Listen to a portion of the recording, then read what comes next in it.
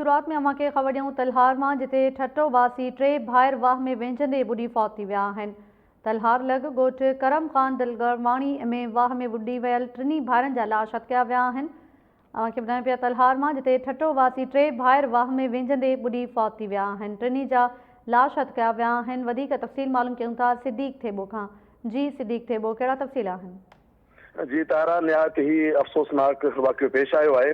ॻोठ करम ख़ान दलवानी जो रहवासी मोहम्मद जुम्मन, जेको जाती टाउन कमेटी में मुलाज़मत कंदो आहे, पंहिंजे अबाणे ॻोठ हिकु फौतगी में शिरकत जे लाइ पंहिंजी फैमिली समेत आयल हो त अॼु गर्मी सबबि हुन जा नंढड़ा मासूम 13 साल हसनैन, 11 सालनि जो ज़ाकिर, 10 सालनि जो पीरबख्श ॻोठ जे ॿियनि ॿारनि सां गॾिजी ॻोठ जे भरिसां लंघंदड़ ज़मीनदारी वाह में वेंझण विया।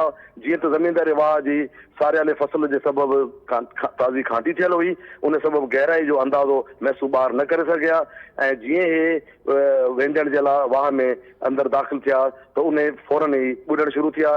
ॿारनि जी दाहुनि ते ॻोठाणनि पहुची ॿारनि खे कढियो, पर उन वक़्त ताईं 3 मासूम ॿारड़ा जेके से फौत थी विया। उन्हनि जी लाशनि खे सिविल अस्पताल पहुचायो, जिते डॉक्टरनि जे फौत थियण जी तस्दीक कई आहे। उन बैदि ॻोठ में कहराम मची वियो आहे। उनजे घर में जीअं अॻु हिकु फौती थियल हुई 2 ॾींहं, उन ई फौतगी जी शिरकत में आयल हे 3 मासूम ॿार फौत थी विया। जी महिरबानी अव्हां जी सिद्दीक़ थेबो तफ़सील ॾियण लाइ।